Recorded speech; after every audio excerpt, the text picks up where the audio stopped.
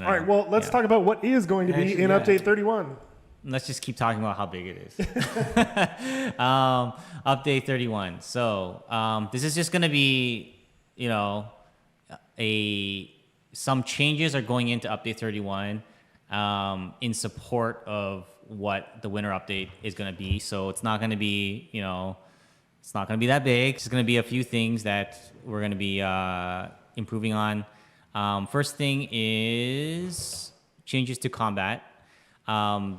This is not a combat revamp per se. We're going to be changing a couple of things. We're going to be adding a couple of things. The first thing is a cover system and a suppression system. And our goal here is to make combat more tactical, more team-oriented. Sorry to all the shadow dancers out there that still exist. We tried to get rid of you last year and didn't succeed 100%. And we're hoping this will get rid of more of that. But really our goal is we want there to be more depth in the combat. Our goal is always to be less like a poor man's version of Battlefield and more of a cool version of XCOM, like a real-time version of the XCOM where the combat is much more tactical. How this is gonna work is basically suppression is gunfire near players will lower their aim stability and stability recover time, right? So if you simply firing at a player now will lower their aim and suppress their ability to shoot back. There's a way you can mitigate suppression though, right? And this is where the cover system comes into play. Basically, players behind cover will mitigate suppression, right? And there's various levels of cover, and it basically is determined by how close you are to cover and how much of your forward-facing arc is next to cover, right? So if you're just sort of one part of your forward-facing arc is facing cover, and you're not that close, then you'll still get a little bit of cover, right? And you can see that in the chart I have there. The first tier, it's sort of okay, suppression is mitigated by 33%, right? If you move in a little bit closer, if you're really hugging the corner of a building as an example, right? Then that jumps up to 66%. But then if you're behind the ultimate cover, which would be like a sandbag wall, and you're crouched, right? Then it gives you maximum. Basically, you don't have no one can suppress you at that point, right? There will be status icons on the HUD to show you what level of cover you're at, so that it's not something you have to guess on. You'll be able to get feedback. You will know if you're in cover or not. So here's a really basic example. If you're out of cover, as you can see, the aim indicator is showing that your stability is going down as you're being shot. In cover, you aren't being suppressed. And finally, at the bottom here, this example shows that automatic weapons, like heavy machine guns and things like that, will provide the most amount of suppression, right? So, which is kind of like an indirect buff to the HMG. And SMG as well. And SMG. And cool new things coming in the winter update. Two other pictures. One is if you're beside a building that counts as cover, and fences, they don't. We treat this as a visual illustration of the functionality, but not representative of the game balance. This is exciting. I think it's gonna change a lot. At least I think it's exciting. I think that not everyone is gonna like this. We understand that, but it's something that we feel like we need to try to reach our goals with combat, right? Cool. Next up. Oh wait, we're not done with combat changes. No, that's just suppression and cover. That was the main thing, right? So some smaller things. There is automatic grenade reload. So hopefully this one is one that everyone will like. I don't know if anyone's not gonna like this. Right? Basically, grenades from your backpack will automatically be equipped after a grenade is thrown.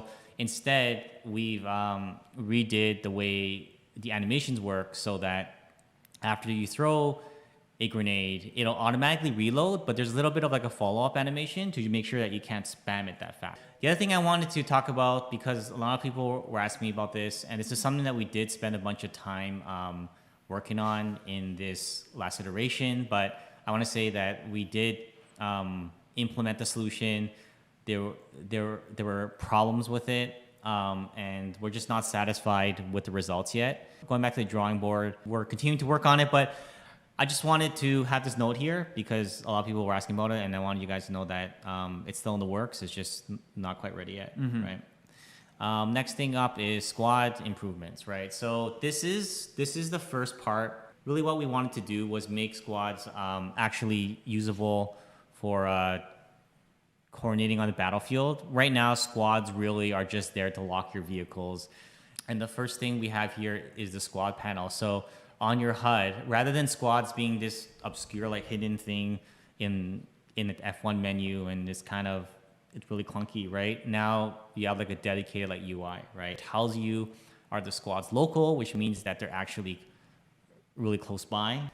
And squad members are always visible across all regions. So, you know, it's not like the squads now where you won't really know if your squad mate goes over to another region. You won't really know what happens to them. Now, the squad panel shows all your squad members. If a squad leader is within 100 meters of where you are, they'll always be marked on the compass.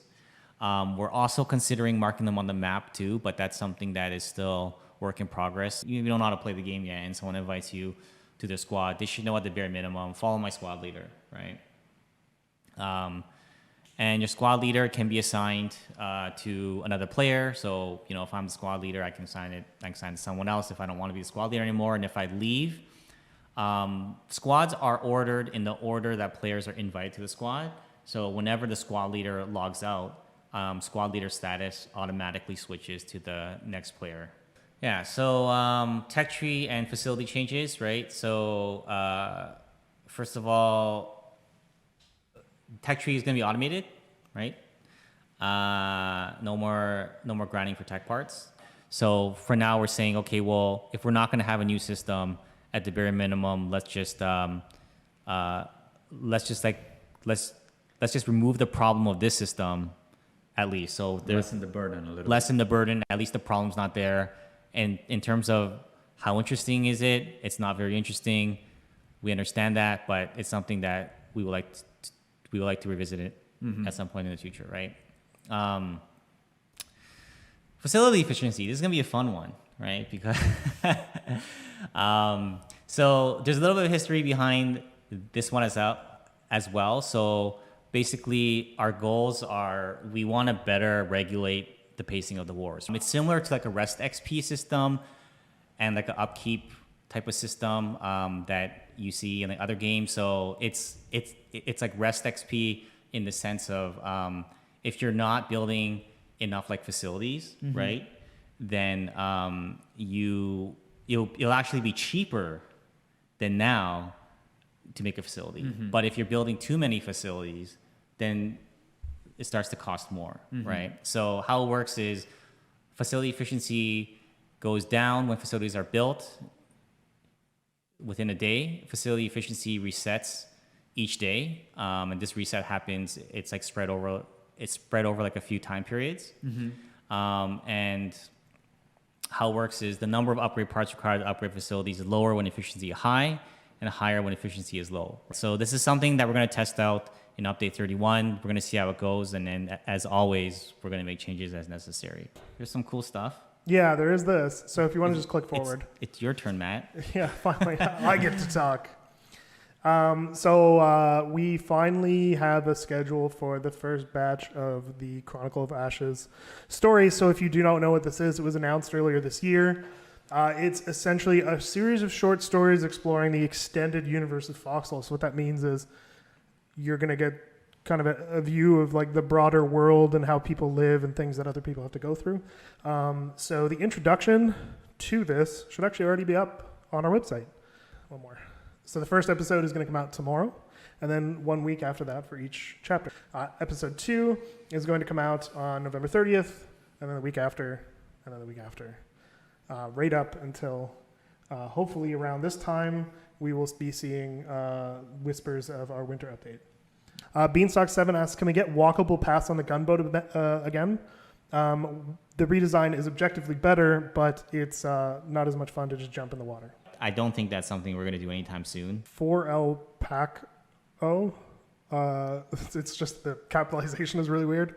When a squad leader logs off, doesn't it make sense to automatically make the highest level / rank player the leader instead of a random one? Yeah, any system that is automated is bound to be Worse than flawed, manual. Yeah. worse than manual. Sort of deal. And it also makes the assumption that the person that is there knows what is going on More their because they've been there particular squad. longer. Yeah, exactly. Yes. Yeah. Petrurin asks, when are we getting stackable tech parts again? Not anytime soon. We feel like having them stack only encourages this type of like hoarding behavior. If you're trying to move that many parts at once, then you're probably using the parts in a way that we kind of don't want you to use them, right? Like we don't want a tier 1 town to spring up into tier 3 in a matter of like minutes, right? Torrento asks, do you guys have the exact time for when, or length of time that it will take for the full tech tree to be unlocked?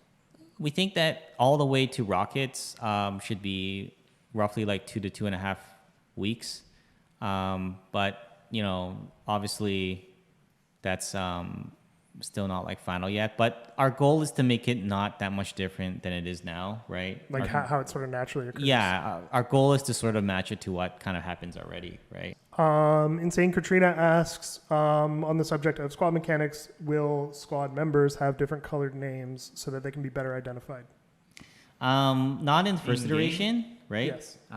Not in the first iteration. However, I think something like that particular feature would actually not be too hard for us to like add in, which that's a great feedback, right? That's exactly the kind of feedback that we want in the system. Cronus Winter asks, opinions on the refinery exploit. I'm not familiar with this, but I thought you might know what he's talking about. Yeah, I know what he's talking about. We probably shouldn't be discussing exploits online on the stream right now. So why don't you message me afterwards? Yeah, maybe you can handle that separately. I felt like Cronus Winter deserved a question. So is there going to be a new set order that the tech tree progresses in? No, it's going to be the same. So right now, the goal is keep that part of the game roughly the same, except you don't have to grind and you don't have to have any like balance issues. That's the short term where that's going to land in the short term. Hectic001 asks, does the tech tree still have branches? So which way will it go? That's going to go from the left to right, from the top to down. Last question. How do we feel about machinima? We actually have a process for this now, so just that's good. please come So- talk to us first.